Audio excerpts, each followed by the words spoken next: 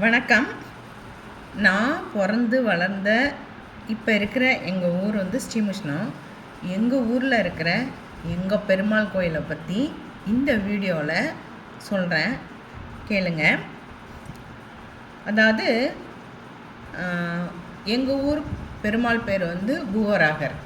இவர் பார்த்திங்கன்னா விஷ்ணுவோடைய 3வது திரு அவதார திருக்கோயில் தான் எங்கள் ஊர் கோயில் பூவராக சுவாமி. ஒரு பிரளய காலம் முடிந்த பின் வெள்ளத்தில் அமிழ்ந்திருந்த பூமியை மகாவிஷ்ணு வெண்ணிற வராக அவதாரம் எடுத்து பூமியை தமது கொம்பில் பற்றி மேலே தூக்கி வந்து நிறுத்தி ஆதிவராகர் பூவராகர் என பெயர் பெற்றார்.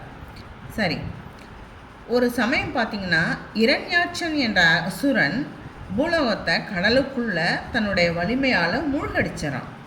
அதனால் தேவர்கள் வந்து ரொம்ப பயந்து போய் பிரம்மா கிட்ட போய் முறையிடுறாங்க. பூலோகத்தை மீட்பதற்காக பிரம்மா தியானம் செய்கிறார். அப்போ அவருடைய வலது நாசியிலிருந்து ஒரு பஞ்சி ரூபமாக பெருமாள் வந்து வெளிப்படுறார். அந்த திவ்யமான பன்றி ரூபந்தான், அந்த ரூபம் என்ன ஆயிடுச்சுன்னா தன்னுடைய விஸ்வரூபம் எடுக்குது. அதாவது தன்னுடைய உருவத்தை அதிகரிச்சுட்டே போய் பகவான் விஷ்ணு வந்து பஞ்சி ரூபத்தில் அவதரிக்கிறாரு. அது எல்லாரும் உணர்றாங்க.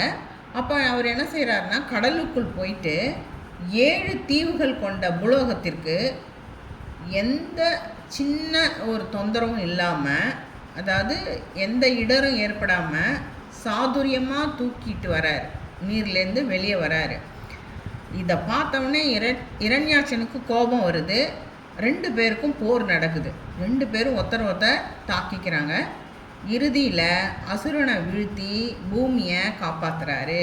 பிரம்மாவும் தேவர்களும் பூவராகமூர்த்தியை வாழ்த்தி துதிக்கிறாங்க. இது ஒரு கதை. அடுத்தது பார்த்திங்கன்னா இந்த ஆலயம் பார்த்திங்கனாக்கா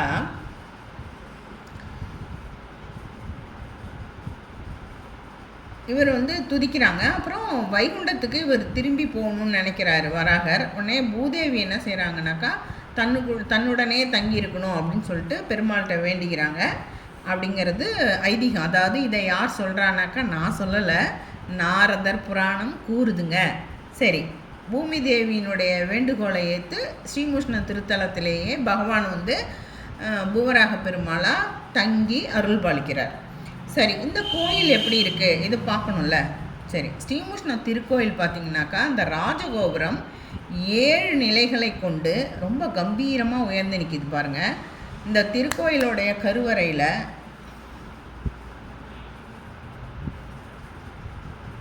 7 நிலையில் கொண்ட கம்பீரமான ராஜகோபுரம் நம்மளை வரவேற்குது. இந்த திருக்கோயிலுடைய கருவறையில் வீற்றிருக்கும் மூலவரை தரிசிக்கிறதுக்கு முன்னாடி தனி சந்நிதியில் ஸ்ரீனிவாச பெருமாள் ஒரு படிக்கட்டு வழியாக மேலே போனாக்கா நம்ம அவரை பார்க்கலாம். அவரை போய் தரிசனம் பண்ணிவிட்டு அப்புறம் கோயிலின் தென்கிழக்கு திசையில் ஒரு நித்திய புஷ்கரணி இருக்குது. அதில் வந்து அந்த புஷ்கரணி உருவானது ஒரு சுவாரஸ்யமான கதை. அதாவது பூமியை வந்து பெருமாள் வந்து தூக்கிட்டு வராரு இல்லையா, அப்படி வரும்போது நிறையா யுத்தம் நடக்குது. அப்போ அவருக்கு வேர்வை வருது. அந்த வியர்வை துளிகளால் உருவானது தான் இப்போ இருக்கிற இந்த புஷ்கரணி தீர்த்தம் அப்படிங்கிறதும் ஒரு புராணம் சொல்கிற கதை தான். சரி, இந்த புஷ்கரணியில் ஸ்நானம் செஞ்சுட்டு அப்புறம் நம்ம ஸ்நானம் செஞ்சுட்டு அதுக்கப்புறம் நம்ம என்ன செய்கிறோம்னாக்கா கோயிலில் அங்கே பக்கத்தில் இருக்கிற லக்ஷ்மி நாராயணனை வந்து தரிசனம் செய்யணும். அங்கே அரச மரம் இருக்குது, அதை சுற்றி வந்து அந்த அரச மரமும் இவர் உருவாக்குனது தான், பெருமாள் உருவாக்குனது. அதாவது இவர் வந்து ஒரு கண்ணால் அந்த அரச மரத்தையும் இன்னொரு கண்ணால் துளசி செடியையும் உருவாக்குனதான் ஐதீகம். அந்த அரச மரம் இப்பயும் இருக்குது பாருங்கள். இந்த ஆலயத்தில் பூவரா சுவாமி மூலவராக நின்ற கோலத்தில் காட்சியளிக்கிறார். தம் இடுப்பில் இருக்கும் சங்கு சக்கரத்தை தன் 2 திருக்கரங்களால் மறைத்த வண்ணம் திருமேனி வந்து மேற்கு திசை நோக்கியும் அவருடைய திருமுகம் வந்து தெற்கு திசை நோக்கியும் காட்சி தரார்.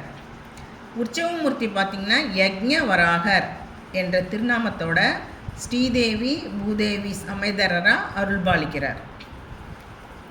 தாயார் அம்புஜவள்ளி தாயாருக்கு தனி சந்நிதி இருக்குது. அவங்க வந்து கிழக்கு திசை நோக்கி அமர்ந்து அருள் பாலிக்கிறாங்க. அருகே உள்ள வளையமாதேவிங்கிற ஊரில் கார்த்தியாயினி என்ற முனிவருக்கு மகளாக இவங்க வந்து அவதரித்து இந்த பெருமாளை வந்து திருமணம் செய்து கொண்டாங்க அம்புஜவள்ளி தாயார். அதாவது பல வருஷங்களுக்கு முன்னாடி ஆதி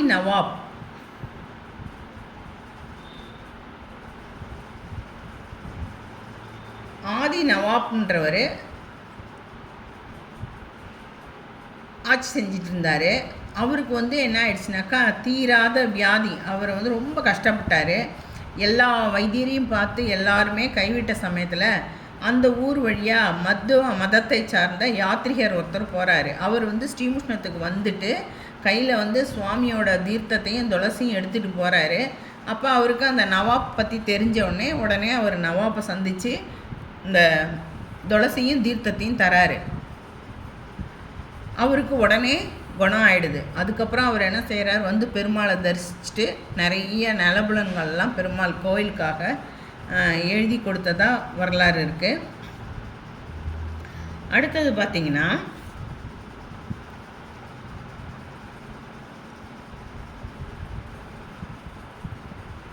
பூவராக பெருமாள்கிட்ட அவருக்கு ரொம்ப பக்தி ஏற்படுது. யாருக்கு? அந்த நவாப்க்கு. அவர் என்ன செய்கிறாரு, அவருக்கு தொண்டு செய்யணும் அப்படின்னு நினைக்கிறாரு. கிழக்கு சமுத்திரம் என்னும் இடத்துல சுவாமி எழுந்தருளும் பொழுது வழியில் கிள்ளை என்ற ஊரில் கிள்ளைத்தோப்புன்ற ஒரு ஊர் இருக்குது. அந்த மண்டபத்தை நிர்மாணம் செய்கிறாரு. யார்? நவாப்பு. அங்கே வந்து உற்சவம் சிறப்பாக நடைபெறுது. ஏராளமான நிலப்புலன்களை எழுதி வைக்கிறாரு. இதை தொடர்ந்து பரிபாலிக்கிறதுக்கு தர்மஸ்தாபனம் ஒன்றையும் ஏற்படுத்தியிருக்கிறாரு.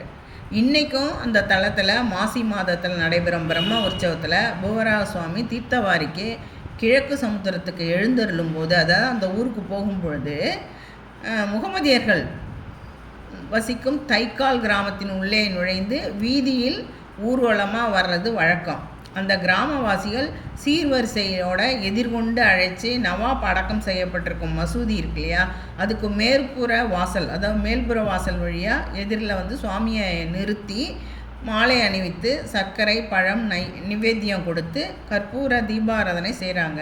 பின்னர் சுவாமி கோயில் சிப்பந்திகள் கற்பூர ஆரத்தியை மசூதிக்கு எடுத்துகிட்டு போய் வலம் வராங்க. இது இப்பயும் நடக்குது இந்த நடைமுறை. கோயிலோட சிறப்புன்னு பார்த்தோன்னா, திருமாலோடைய அதாவது விஷ்ணுவோடைய 10 அவதாரத்தில் வராக அவதாரம் சிறப்பு மிக்கது.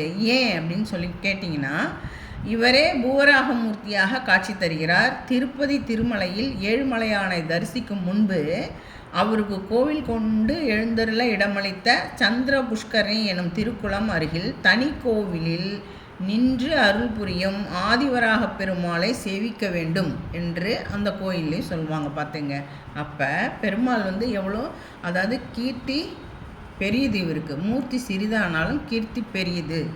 அடுத்தது பிரம்மன் யாகத்திலிருந்து தோன்றியதுனால யக்ஞவராகர் என்ற பெயரோட உற்சவர் திகழ்கிறார். அவர் வந்து திருமகள் நிலமகள் ஆகியோர் உடனிருந்து பேரருள் புரிகிறார். வட இந்தியாவில் சால கிராமம், புஷ்கரம், நைமிசாரண்யம், பத்திரிகாச்சிரமம், தென்னகத்தில் வந்து திருவரங்கம், திருப்பதி, வானமாமலை போல ஸ்ரீமுஷ்ணத்தில் மும்மூர்த்தியும் தானே என்ற நிலையில் சுயம்பு மூர்த்தியாக திகழ்ந்து பெருமை சேர்க்கிறார். அதான் நான் முன்னாடியே சொன்னல, இவர் தனது ஒரு விழி பார்வையால் அரச மரத்தையும் மறுவிழி பார்வையால் துளசி செடியும் உருவாக்கினார். இந்த ஆலயத்தின் பின்புறம் உள்ள புஷ்கரணி திருக்குளத்தின் தென்கரையில் இது தலவிருட்சமாக இந்த அரச மரம் இப்பயும் இருக்குது. அடுத்து பார்த்திங்கன்னா, பிள்ளை பேர் வேண்டோர், குழந்தை இல்லாமல் இருக்கிறவங்க வந்து இந்த நித்திய புஷ்கரணியில் நீராடி அரச மரத்தை சுற்றி வந்து பூவராகரை உள்ளன்புடன் உருகி வழிபட வேண்டும்.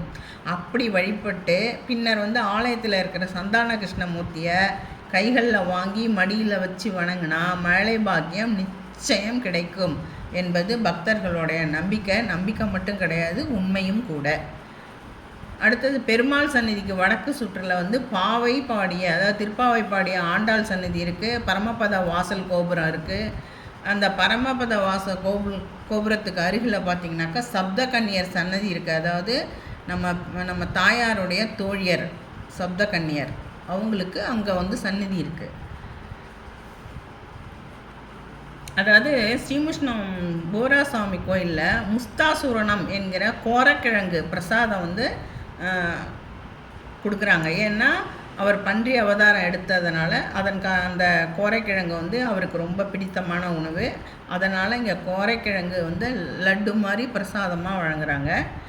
அடுத்தது இங்குள்ள மூலவருடைய திருமேனி பார்த்திங்கனாக்கா சால கிராமத்தால் முழுசுமே பார்த்திங்கன்னா சால கிராமத்தால் ஆனது. அதனால் இவருக்கு தினப்படி அபிஷேகம் உண்டு, அதாவது திருமஞ்சனம் உண்டு. 8 முக்கிய சுயம்பு கஷேத்திரங்களில் எங்கள் ஸ்ரீமுஷ்ணமும் ஒன்றா திகழுதுங்க. அதாவது ஸ்ரீரங்கம், திருப்பதி, வானமாமலை, சாலக்கிராமம், புஷ்கரம், நைமிசாரண்யம், பத்ரிகாசிரமம் ஆகிய கஷேத்திரங்களுடன் இணைந்து 8வது கஷேத்திரமாக எங்கள் ஊரும் இருக்குங்க. அடுத்து அருணகிரிநாதர் தரிசித்த தலம் ஸ்ரீமுஷ்ணம். இது புகழ்பெற்ற ஆதிவராக பெருமாள் கோவில் கொண்டுள்ள அருமையான தலம். வைஷ்ணவர்கள் இதை வந்து ஸ்வயம்விக்த ஸ்தலம், தானாக தோன்றிய தலம் அப்படிங்கிற பொருளில் வழிபடுறாங்க. அடுத்தது இங்கே வந்து அருணகிரிநாதர் நித்தீஸ்வரர் கோயில் பக்கத்தில் பின்னாடி பக்கம் பார்த்திங்கனாக்கா சிவன் கோயில் இருக்குது. அந்த நித்தீஸ்வரர் கோயிலை பற்றி பாடியிருக்கிறாரு. அடுத்தது சிறைவிட்ட சூரர் தலைவெட்டி ஞான திருமுட்ட மேவு பெருமாளே, சிறையில் அடைத்த தேவர்களுக்கு சூரர்கள் இட்ட விலங்கை தகர்த்தெறிந்தவனே, ஞான உருவானனே, ஸ்ரீமுஷ்ணம் தலத்தில் வச்சிருக்கும் பெருமாளே அப்படின்னு அவர் பாடியிருக்கிறாரு. அவ்வளோ சிறப்பு வாய்ந்த எங்கள் கோயிலில் வந்து சித்திர பிரம்மோற்சவமும் மாசி மகமும் அவ்வளோ சிறப்பாக இருக்கும். சித்ரா பௌர்ணமி அன்னைக்கு பார்த்திங்கனாக்கா தீர்த்தவாரி நடைபெறும். ஒவ்வொரு மாதமும் 2 ஏகாதசி, பௌர்ணமி, அமாவாசை மாதப்பிறப்பு இந்த நாட்களில் யோக நரசிம்ம சுவாமி பிரகாரத்தில் எழுந்துள்ளாரு.